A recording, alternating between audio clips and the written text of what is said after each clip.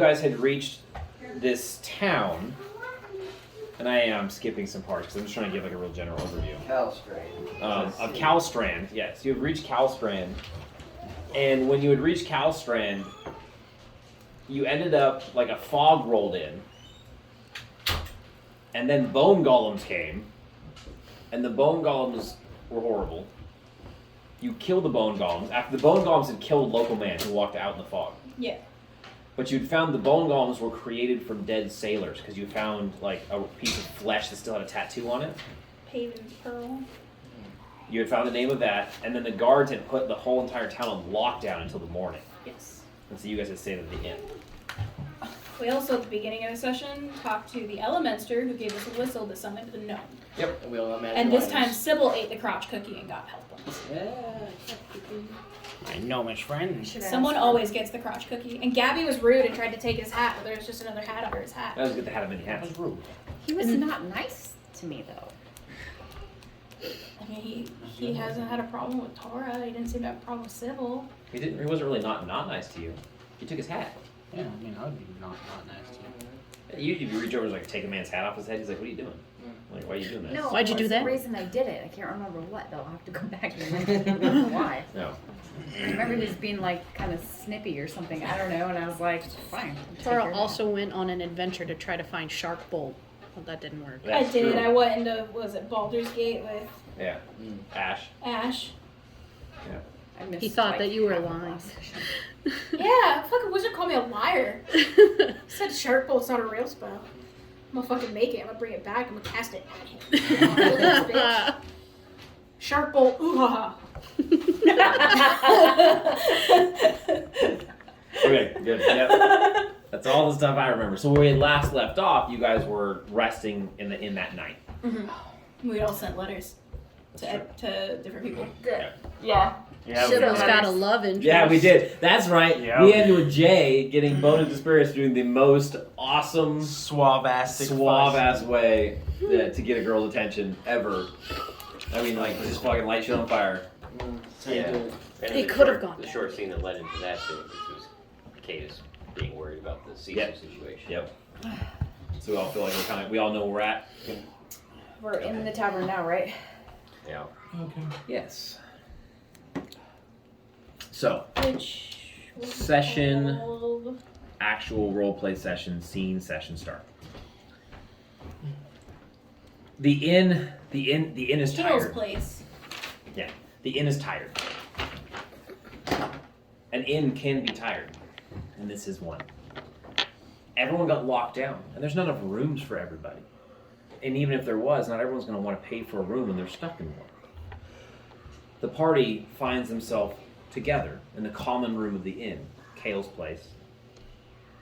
And most of the men down here, the sailors, have been in the same spot since you went to sleep.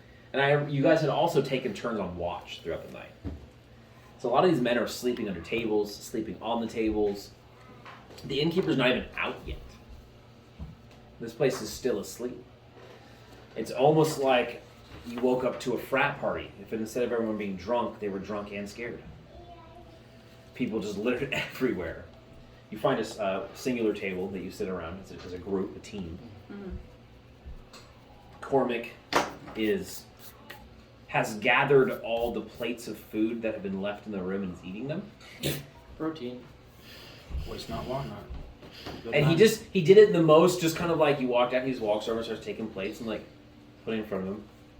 He's eating it, and Lucinda looks at him, leader of our team, and she gives him this look. She raises an eyebrow, like, "Are you really doing this?" She doesn't say it, but that's the look she gives. And he goes, "What? What am I doing wrong?" Oi, my lad, my dad always told me to waste not, want not. No, see right there, he says. And Cormac has etiquette, so he makes sure he swallows first, but he points his fork at the gnome, and he goes, "Yeah, exactly." He goes, "Not to waste anything." He goes, "Anyways, I have a half-orc stomach. I can eat almost anything." Lucinda goes, "That's not a thing." What? That's not a thing.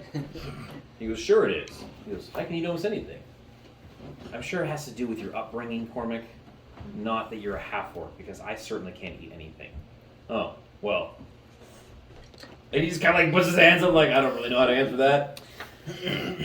People in the tavern begin to stir and slowly wake up. For that half-orc thing, she could eat anything too. She's like half-orc. Yeah, exactly. That's why she's calling him on it. She's like, what are you talking about? It's not a half-orc thing.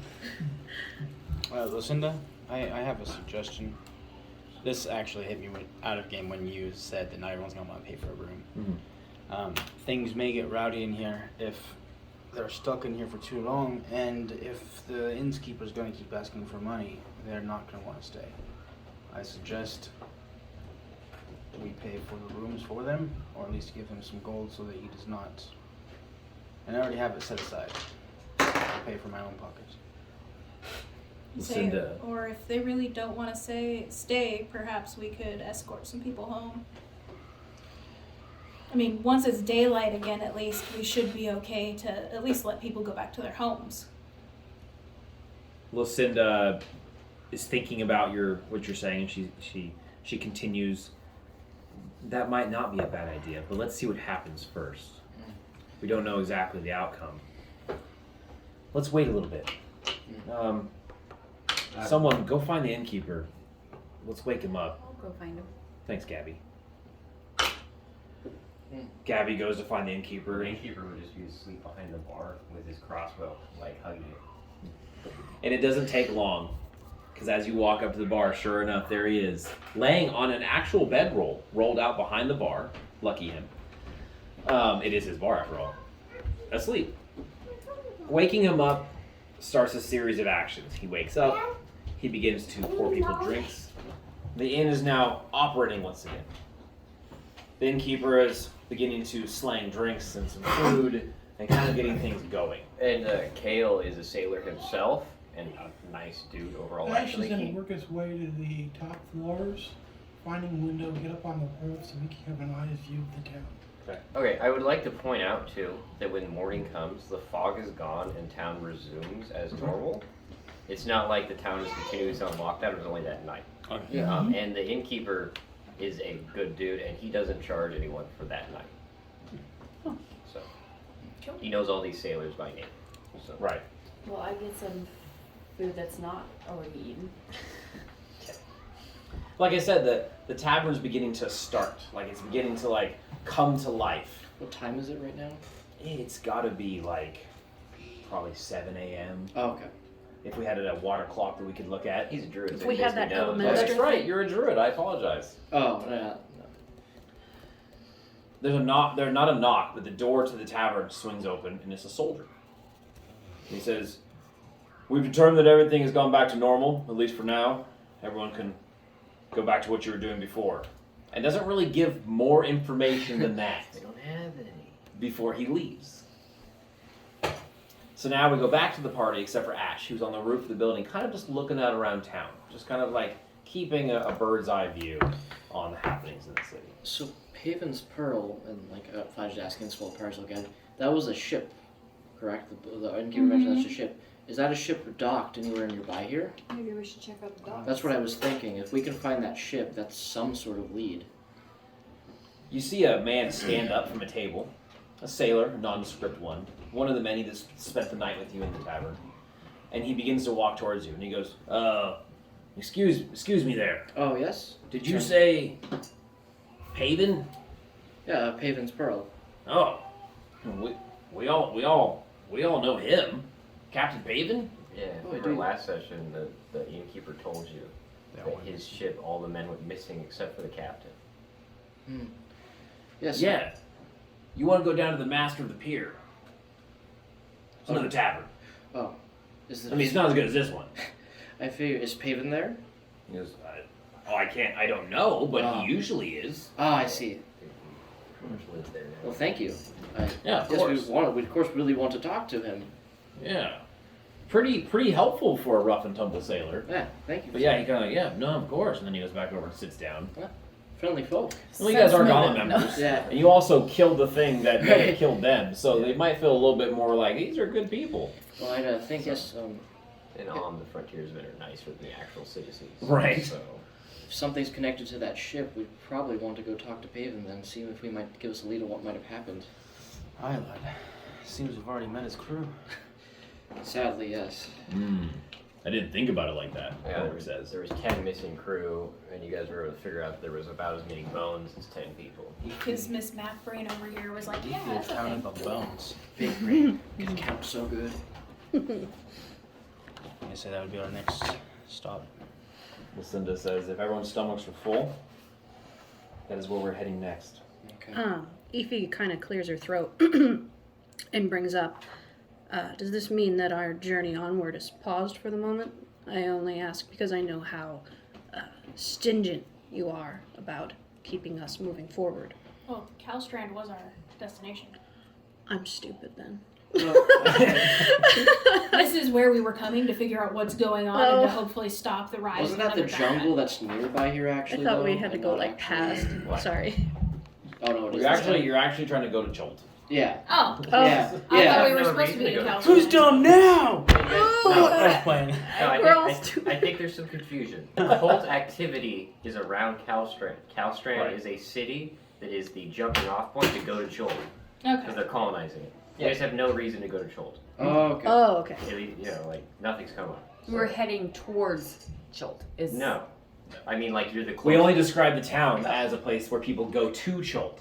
The boats leave from here, go Yeah. a long Gotcha. way. Okay. to Jolt.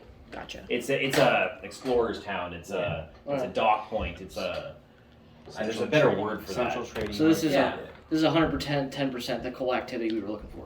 Right. Yeah. Basically. Well, Okay. maybe. I mean, that it makes sense. I mean, Colts bone and giant bone golems. golems. That's Yeah. They usually go hand in hand. So. Makes sense. I know, like, we're the gauntlet. We help anyone. So the party gathers her belongings. Did Evie actually say that? Like, did she? Or are we Probably gonna strike not. that from the record? If she knew that this is where they're Okay, yeah. supposed to be. That's normal. We all live important lives between D&D sessions. We're not gonna remember everything every time, so Sorry. that happens. Don't apologize. Yeah, it's all good. I'm the DM and I do it. All right, so pick up all your belongings and the party leaves. Walking down the streets. If you're looking for some sort of after effect, like desiccated corpses all over the road, it's not there. The town, Calstrand, looks just like it was when you entered. Everyone's acting like nothing happened. The people are loading more boxes of supplies. They're going to be heading to Jolt and like getting gear ready. And you see like explorers and cartographers and all sorts of people and trappers and all sorts of things. You know, hunters. The people who would go to a place like Jolt. So, the dock district. The dock is bustling. A place like this is never not moving. Wasn't somebody here a sailor or something once? This party? Oh, Cormac. Cormac was. Cormac was. Cormac might have been here before, although that would have been like a 6-month journey, so somehow doubt it. Is Gabby asking that? Mm-hmm. Okay. So you're walking on the road down, and you actually can see the port below you spread out. And like I said, it's just mass movement. The port's so busy that you haven't reached the docks, and dock activities happening here. Actually, this would be the first time Gabby would remember seeing a boat. Okay. Because she lived in the Mist Forest her Right. entire life. Okay. So I mean, if this you're is on- like, Is If you're on the Sword Coast, you're going to see a boat at some point. yeah. Like I don't know Baldur's, that. Baldur's Gate, Waterdeep, Rest and 4, they all got boats. Oh, okay. It might be a rarity for you, but you've probably seen it before. This Not many this boats? close. Not this close, maybe. I've seen them from a distance, but never I've never been to a port Never to been see to a boat. dock Yeah. district. So it's kind of like cool for Gabby because she's like, oh, this is interesting. No trees here. You're walking down the stone streets towards the dock, and Cormac goes, "Yeah." He goes, "Sure was." He looks out towards the waterways. "I miss it sometimes. You know, being out of the high seas. He goes, not a care in the world other than giant squid and Sahuagin and pirates." Why'd you stop? Oh, and he looks over at Ethan and he goes, "Stop being a sailor?" Mm-hmm. He goes, "Well, I did my tours, and then my brother got a hold of me and said, 'Hey, Cormac, there's this really cool thing starting called the Gauntlet. You should come join us and stop spending our time on the water.'" Hmm. So it really hasn't been that long then. Not too long. So Cormac learned to speak Japanese. Nice. Oh, those were good times, though. He goes, you wake up every morning, the fresh, clean ocean air, and not knowing what was coming ahead of you. He goes, I will say that I enjoy travel in the water much more than walking on roads. There's only two ways something can come from you in the ocean. Above you or below you. There's nothing sneaking up to you from a distance. But in the forest, there could be a monster behind every tree. It's terrible. I do miss the ocean. He looks out across it. That puts a smile on Gabby's face. And the camaraderie. He goes, a bunch of guys trapped on a boat for like 9 months. I reckon this is the same here. Anyways, he just looks longingly off, like towards the water, as you get down towards the docks. Better times. It doesn't take long. It doesn't take long to find the inn called the Master of the Pier. It sticks out. Towards the western end of the dock district, there is a large circular tower. And actually, from a distance, like, you would never guess that that's an inn. You just wouldn't do it. Maybe a poor wizard's tower. Fat, shorter tower. Yeah. It's, But sure enough, as you come closer to it, you see this round stone tower, which actually looks like it may be slightly leaning. looks good. You don't know if it's an optical illusion from like the cresting of the ocean in the distance, but you swear this place is like 3 degrees off to the right. But there's a sign sticking out from the front of the tower that says the Master of the Pier. No, that's definitely leaning. The gnome says. There's a lot of people fishing right here. I'm only pointing it out because as the DM, my job is to paint a scene, and there's a lot of people fishing right here. And in fact, you see the door open, and a serving woman walks out, carrying ale to people fishing off the pier. That's a brilliant move. Are the plans to go in and talk to? I kind of want to like attach a rope to my catch a fish. Why do party members always do weird No, stuff? They're all so weird. Okay. Gabby, acting perhaps like a... no, I won't say that. That's rude. Gabby walks over to the edge of the pier with all the fishermen and begins to like wrap a rope around her bow. The rolling of the dice. Lucinda looks at her, and Miss Erst keeps walking, stops, and then walks over to Gabby. Gabby, what are you doing? Catching us some dinner, of course. No. That is not what we're doing right now. Yes, ma'am. Thank you. Lucinda like uses her hand in sweeping motion to like kind of like get Gabby to go into the tavern, the Master of the Pier. It's gonna be hard to do it for them. That's exactly what she thinks. Shoot it out the window. You guys. A challenge? And still gets a fish. Maybe they'll let you go to the top of the town. Maybe I'll get it all prepped so when we leave I can go real quick. She's thinking ahead. This tavern is much different from the last one. Cormac goes in first. And the half-orc pushes the doors open. And unfortunately for And everybody Cormac, screams. He's pretty strong. He doesn't expect them to fly open like this. So these doors swing open and slam against the stone wall on the other side. And immediately Cormac's like, oh, my apologies. No, they don't scream. Because the men and women inside this tavern are the epitome of I'm going to die by being eaten by a shark, or I have fought Kraken with my bare hands. And one important, and everyone knows this because this is like a really common knowledge that's spread across the realms. In Shoals, there are dinosaurs, Oh. straight up like T-Rexes. So these people travel there all the time. So these sailors will probably have to fire cannons at pterodons. Oh yeah. So common knowledge. So That the just makes Tara want to poop. these sailors are a bunch of rough, grumble, hardy, scarred, missing limbs people. And so they don't react by looking back at Cormac and like, oh, he made a loud noise. No, the point is he makes a loud noise and they look at him like, what the fuck are you? And then they go back to doing whatever they were doing. They could care less. They're playing pig knuckles, playing cards, drinking, having a good time, arm wrestling, being sailors.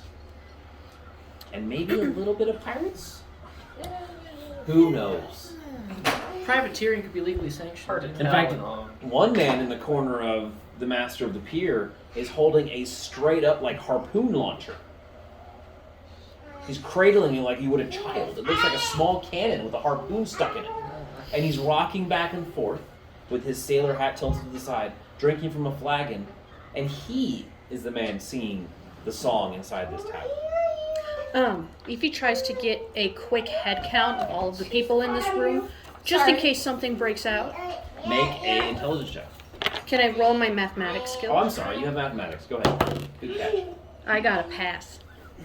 By a lot. Yes. There are 26 men in here. There are 4 serving girls and 1 innkeeper woman. Ify kind of leans a little bit closer to Lucinda and says, "So what's the plan for talking to Mr. Parson? Paven. She goes, what's the plan to talk to him? Uh-huh. We're going to find him and we're going to try to speak to him. Do you think that he will turn hostile? People in this bar do not exactly look friendly." Gosh, she goes, I hope they don't. And the way she says that is almost like she's not contemplating what you're saying. It's not occurring to her, or maybe she's just trying to be nice. But your character is not good at socializing, so she probably can catch on. I have something that can help with this. I have a spell called Friends that might make him a little bit more friendly towards us. Okay, easy. Lucinda stops, and the rest of the party keeps going in. She says, find a table. She says to Tora, find a table. She stops, puts her hands on Evie's shoulders. She goes, okay. She goes, we are not going to cast any spells in here unless we are actively being attacked. Understood? Understood. These people in here, if we leave them alone, they're going to leave us alone. Our only job is to find Paven. So, I don't think we have anything to fear from them, but casting magic on them will anger them. If it even works. She goes, so, keep it ready. And then she seems like turn the tide of her discussion to be like supportive. She's like, keep it ready. And you wait for my call. But other than that, just stand next to me, okay? Understood. Okay. Apologies for being paranoid. She goes, oh, that's the thing. I learned this a long time ago from my master. She goes, one person should always be paranoid, and one person should not. And that conjoining of the two brings balance. Does that mean when she says master? It's some people's a term of endearment. I know. Some cultures it just means like, Is she referring to Cadus? Who knows? Cadus, my senpai. I would make Cadus real uncomfortable. Like, wait a minute. Wait a minute. What? Where did I go wrong? But who knows? And then master in different cultures means different things. That's true. There's a lot of weight. It does. It does. Question: does Lucinda have 2 different strengths? One for each arm? No. No. Or is her strength okay? It's the same. That's why I sound like a powered arm. This is a fairly strong arm. Strong enough to keep her strength. I was just gonna make sure like she didn't have like one lower strength from like her robotic arm and like her other arm's like still getting worked out or something. You know? Right.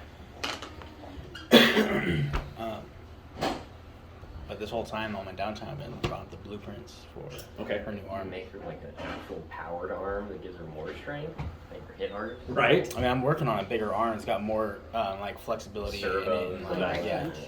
Because I have engineering. So I want you to think about the fact that every time that you're not, per Jay's statement, that every time you're not like moving, he's like drawing something. And he has these big reams. He always has these big reams of paper, and he's always like drawing something. It looks like some sort of weird, like he's drawing a skeleton or something. Yeah, it's a little small right now on this one, but it's gonna be a fucking arm. Right. Like a You should put a gun in it. Orange The hand. hand hand back. crossbow. Kevin's still tying Yeah. rope to her. Okay. little hand crossbow. That'd be cool. So you Literally. Crossbow. Literally a hand crossbow. Sybil's like drawing the sketches and the blueprints for a mechanical arm or some sort of arm like that. Gabby is actually still tying ropes to her arrows. Just a couple. Just a couple. But I'm making the rope like smaller. So like I'm untwining it a little bit so that it's not as heavy. Tying them on so that I have a few. Just goes out with like a dozen of them. Gets 12 fish. Drags them out. Actually, technically I only need one because it would duplicate, right? It won't duplicate the arrow. Or it won't duplicate the rope. What the if I whole thing. have it on the... Not just the arrow. Tora will go The find lines a on the table, shoulder as Lucinda said, Are and plates get drinks that for everybody. move with her shoulder. Like moving. scale mill. Yeah, the inside of the biceps are kind of like leaf springs on a truck.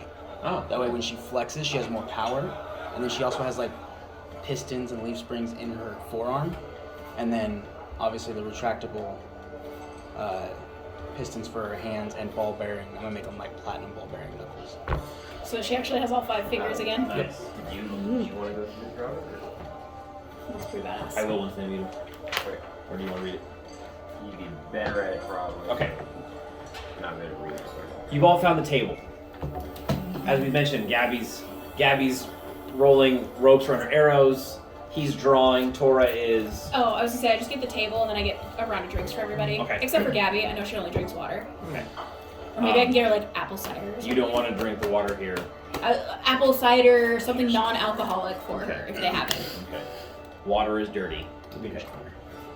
I have my own water. I don't think they would have any non-alcohol. Evie sounds like she might be being slightly paranoid. Yes. That's pretty much her. Looking around at all these loud sailors. It's almost stranger to have people not care about your existence than to have them care about your existence nowadays.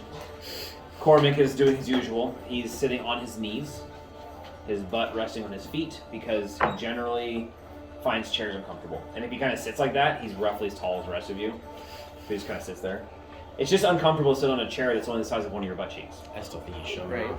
And who wants to be that guy that sits in 2 chairs? It's always showing off. Is it showing off? Is it really? Yeah.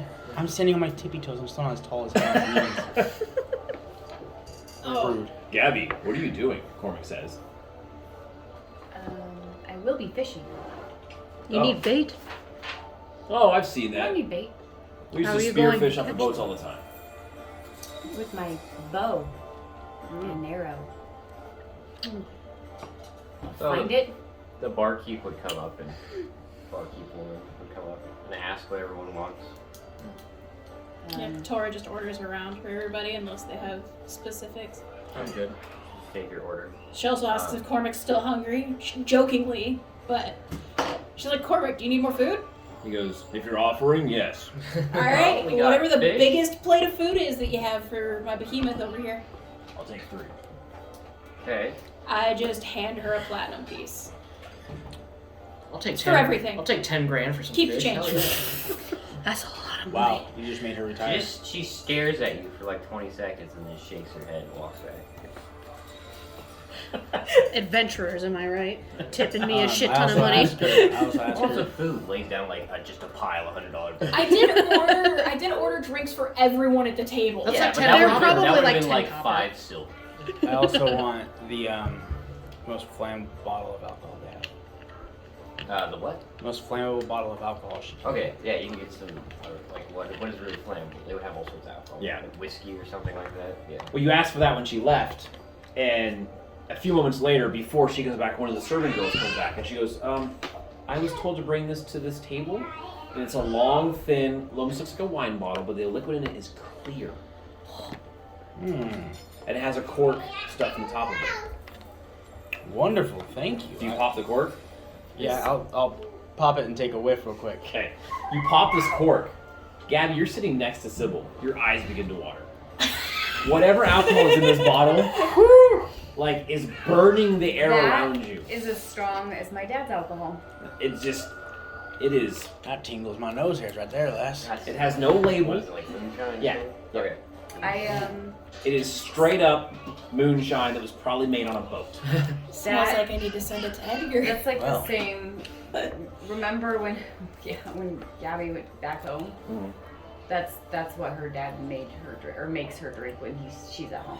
That's why she doesn't drink. For whatever reason, the barkeep seems to have taken a notice of your table. She obviously took your order, and now she brings out the food and a couple of the drinks. She lays down a giant plate of fish, kind of just throws it on the table, lays down a couple of drinks, a little bit of it spills over, she kind of just throws it down. Barkeep, appreciate your great service, of course. Actually, I had a question for you.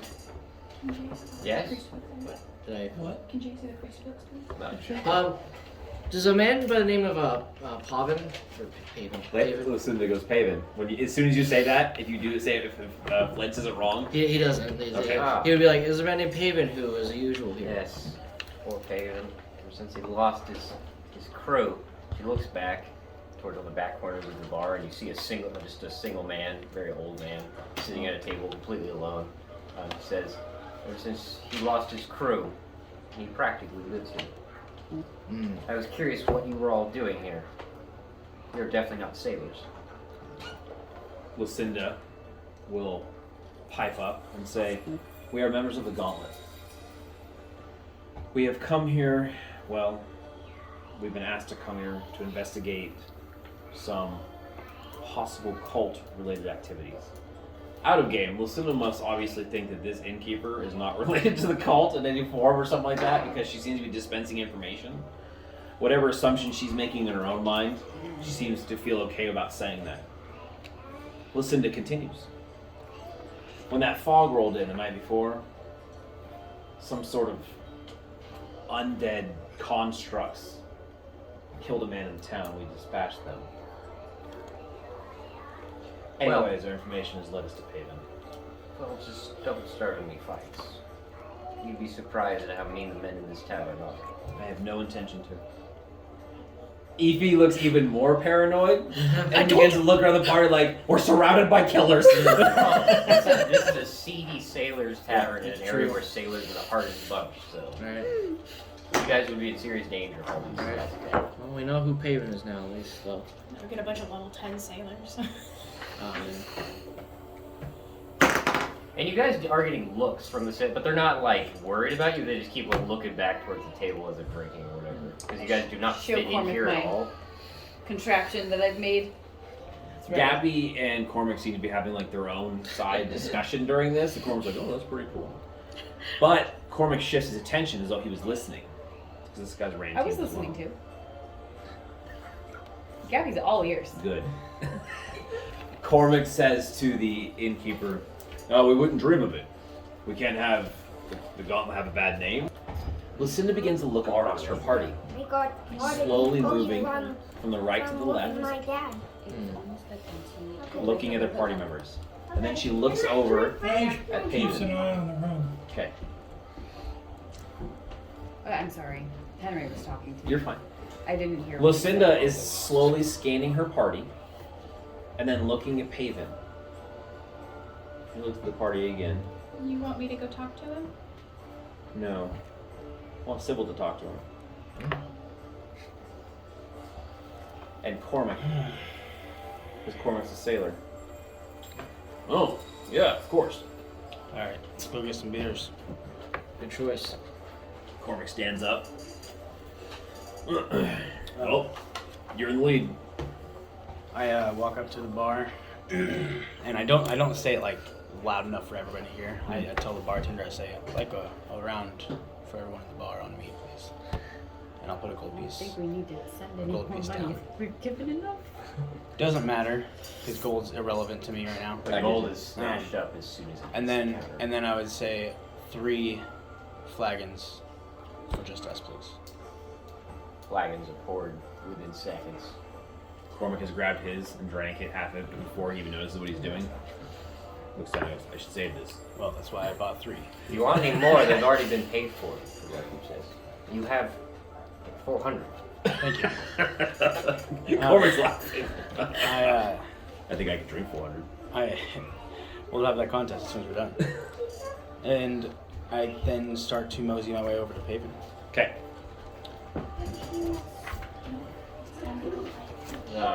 Payman appears to be a man, must be in his mid-50s, human, going gray, but he's still in pretty good physical shape. Looks like he is a sailor, so he does a lot of physical work. But right now he looks very haggard. giant bags under his eyes. He's very pale, obviously inebriated. He's kind of just like sloshing back and forth, just sitting there.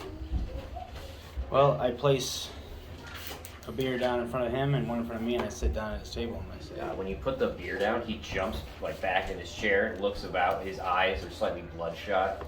Haven, What? my name is Sybil. Okay. I'm Cormac. Nice to meet you.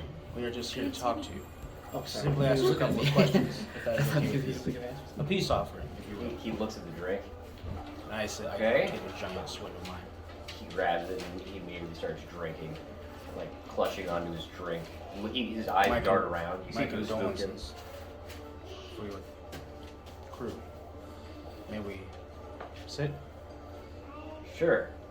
Go ahead. What Um, about my crew? we have heard what happened, and we have some questions as to what happened about the disappearance. What led up to it? Well, don't believe what everyone says. They didn't abandon me. Something. That's why we came to the source. We want to hear it from you. They were taken by some evil beast, some fiend. That's what happened. Something like that got him. I'm no captain. And did it just appear from the waters, or was No, it was nothing? Let me start. I need another drink. Give me another drink. He finishes off the one you just got him. Another drink is brought.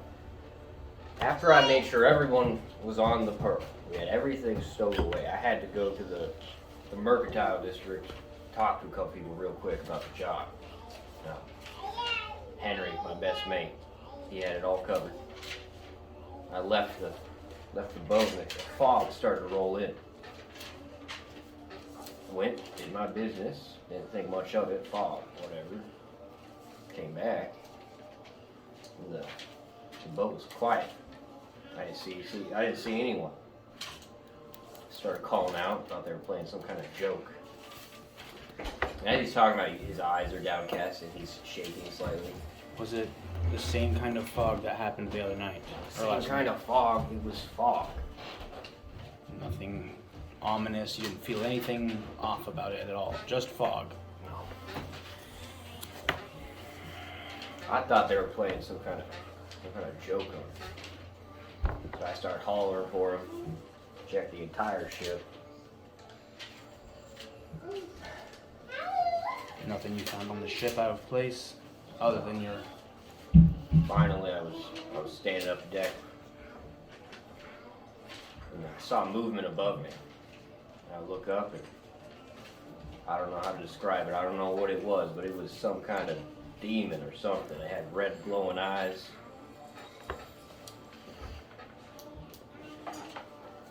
And I'll never forget it. It said something to the effect, maybe I'm getting slightly wrong, but it said something to the effect of, "Do you seek your end, mortal? We find your blood sweet, but the devourer will consume your soul itself." I just freaked out. I just ran, jumped right into the drink. Slammed up to the dock, and I haven't touched foot on the boat or anything since. No one believes me, but that's what happened.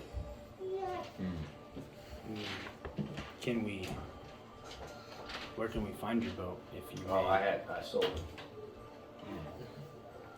Well, Cormac says to the captain, I believe you. I ain't a sailor no more, but I wholeheartedly believe you. Is the Devourer something local? Is like some I sort of don't know name? what that means. Okay. Cormac looks at Sybil and says, like, Can I do a? I don't know if it's just some sort of local legend, perhaps. Can I do a knowledge religion? You may try to roll knowledge religion, yes. A devourer.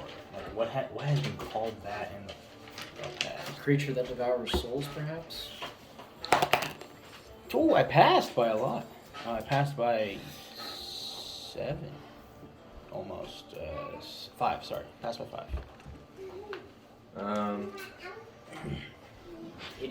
You've seen similar names in reference to various creatures throughout history, but you can't. It doesn't directly tie to any religion that you know. I'm not known religious. Unless someone does anyone have like history? Well, you haven't communicated this part. You have history. I do not have history. Cormac doesn't either. No. When I come back to the group, I will.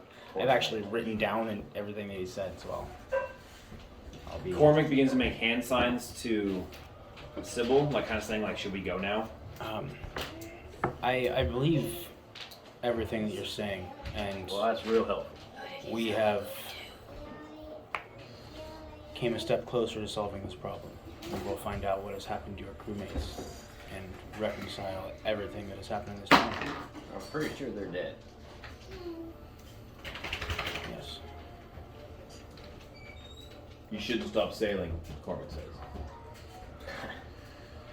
Yeah, I well, was a sailor once. I should have made that decision before I sold the boat. Get another boat. I'm too old not to be a captain. I ain't gonna be putting up any rigging every day. Could probably find a new boat. Or I could take the money I have and retire. You could. Or we could try and get But your you won't be boat happy. back after we cleanse it. Well, anyways, he looks at Sybil like he's not trying to like step over. And he goes, "I really appreciate you telling us what you saw. Sorry." Thanks for the drinks. If you ever need any help, remember the gauntlet has your back. Yeah. And I call for another drink and I get up and leave. So Cormac the won't. drink's brought to his table. Right. And then, yeah, time to head back to the party. Haven just sits there, continues to drink. Poor guy. Yeah, I feel bad for him. I don't think he's gonna be getting out of this one. The half orc says. It's unfortunate. We can't save everybody. I mean, like logistically, it's just impossible. I learned that. It could take weeks to get Haven out of this situation. Yes, Fledge. While they were off doing that, Fletch had turned to Lucinda and basically was turning to his light and asked, "This is a big place, and it looks like things are getting quite dangerous here. That fight with the golems was no easy thing. I'm wondering if we can't afford it, we should take some extra time to acquire a few more things before we set out to investigate this further. For example, I have a strange feeling we're going to be encountering more undead. I have a strange feeling we're going to need something very strong just in case, possibly a scroll of resurrection if we can afford to find one here. It's an idea of some extra preparedness. I had a few things I thought we could need, but only if you think we have the time for it." We'll have to see how things play out. Very We well. probably could make some time. It's better to be equipped. Exactly as I was thinking. The thing is Finish your list and hand it to me, Fledge. I'll look over it. understood. Well, then he goes back to thinking about things. It's at this point that Sybil and Cormac arrive back at the table. So, there's not much to go on except that same kind of fog, I'm assuming, attacked his ship. Only when the fog had about cleared, his crew was gone, and he had seen, after searching the ship for his crew, he had seen something flying above his ship with glowing red eyes. And it said to him, "Do you seek your end? We find your blood sweet. The devourer will consume you." It's no religious figure that I've ever heard of. And Cindy goes, "That describes so many different kind of monsters." Does anyone have was a like vampire. history or no bard? Anyone got knowledge, history, anything like that? No, First I just thing- have religion. First thing that came up to my mind was a vampire, but Yeah. I've got a book on dragons and a book on like creatures that you encounter while you're adventuring. Fledge doesn't have like knowledge, notable figures or anything like that. So I don't know if I could do it. If it would be in that book of like possible creatures you could encounter while you're adventuring. No, you start pouring through it. Let's start pouring through it. Roll d20. He could pour through all his I need to change storybooks. my spell list. Okay. 10? 10. Change 2 spells here. I mean, if you had time, you might be able to, but there's so much I information. had a phone. It's like someone saying like I was you're looking taking for care of Steve, and then like so you start like feel like all the Steves. Steve in the who? phone. Like, I need to find out if there's a store in town. I'm gonna go talk to the barkeep. That's a good idea, Sybil. okay, so you go over to the barkeep. Anyone who's savvy at all in history or anything. Anyone who knows their books, like at all. Sybil is definitely not in that suit. You asked the barkeep. Barkeep, yeah. Anyone who is knowledgeable in history or religions or all of the above. Right. Hey, go to the upper district.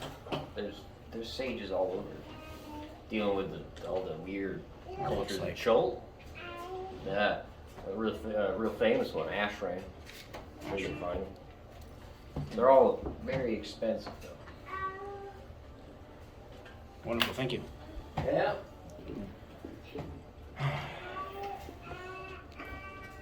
So we have a little Oh, I downtime? think it's that one. Not yet. Not yet. I'll come back and not Could I wander around and maybe see if they have anything for scribing? You could ask to do that because right now you guys were gathering information in the tavern. Mm-hmm.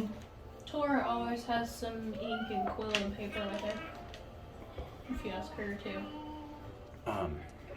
Lucinda, Unless you're trying to we scribe. have to go to the upper district in order to get any more information. Oh, okay. Very well. That is what we shall do. There's sages up there that we can talk to. Maybe they will know more than us. Okay. She stands up. She's looking at your list, Fledge, that you made. Mm-hmm. She goes, here's how we're going to do this. She goes, we're going to have to gather some information. I don't believe whatever came out is going to come out and get in the middle of the day. She goes, here's how we're going to operate. She goes, if you have something to take care of, she goes, now's the time to do it. But you're not to leave this town. I can't have you too far away in case something does happen. Well, that also means that none of us are going to get some sort of hint, line, or lead that tells us to go into a basement of a building, into someone's private bedchamber, she goes, or under the city into the sewers. No risks. If you need to purchase equipment or you want to find certain things, that's fine. Does that make sense? She looks at everybody. That makes sense to She me. doesn't say, does that make sense, like she's being mean. She really wants to know if that makes sense. Yeah. That's what you get out of that. Very well. This shouldn't take more than an hour. We're dealing with sages. Tora, I'd like you to come with Sybil and I at least. Alright. Would you like us to meet back up here after a certain amount of hours? Or She should looks we up- all head in a group? She looks up to the sky and she says, no, you can do what you need to do. Stay out of trouble. Don't be causing any ruckus. Remember, you work for the Gauntlet. I recommend we gather back before nightfall. Oh, of course. She points up at the sun. And she says, when the sun sits 3/4 in the sky.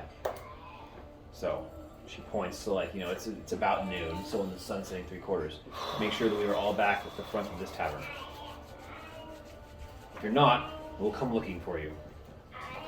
Okay. As Let's do she this. was like, as she's Don't like make me saying waste that, spells to find I'm- you. I'm like doing a little prayer to Okay. keep us all I safe. don't have any spells. Not actually like. And at that point, the party has left the tavern. You walk outside into the streets, and the party splits into several different directions to take care of their business. You have roughly like 4 hours before you reach back together. Yes, Gabby. Gabby wants to walk by the docks and see if I can locate the boat that got sold. Okay. So first, what we're going to do now is we're going to go around the table. I'm going to check everything that you want to do. We'll pause here, Or just, like, and then we'll pick back up with descriptions of what each and every individual, words are hard today, person wants to do. Gabby is going to be trying to find the original boat that was sold. Paven's Gather Pearl. information. Paven's Pearl. Sybil, Tora, and Lucinda, at least, at this point, are heading towards the other districts to find some sages. Correct? Yes. Ash is going to look for a scribe. I'm looking for so that I can scribe scrolls, Okay. magical scrolls. I'm looking for equipment, Okay. Fledge and ink, paper. Efi. We're gonna go actually try and see if we can buy some specific spell scrolls and things like that. Okay. Go magic shopping. oh, I'll give you some of my money. Cormac should probably go Uh, with Ash. Sure. Not that it really How much do matters. we- I mean, they're both. I don't know anyway. yet. That's what the thing is. I don't know how Imagine much seeing it those costs. two If walk. you like 15 Ash walks in, you think Okay. he's massive, and then Cormac You walks can in tell me behind. your I'll give it back if I don't need it. Whatever, Yeah, thank you. Cormac would like to stay where the boats are. Oh man. So This he'll go seems with like Gabby a good because place he misses his sailor days. So there's an option for him to hang out the docks for a couple hours. Heck yes.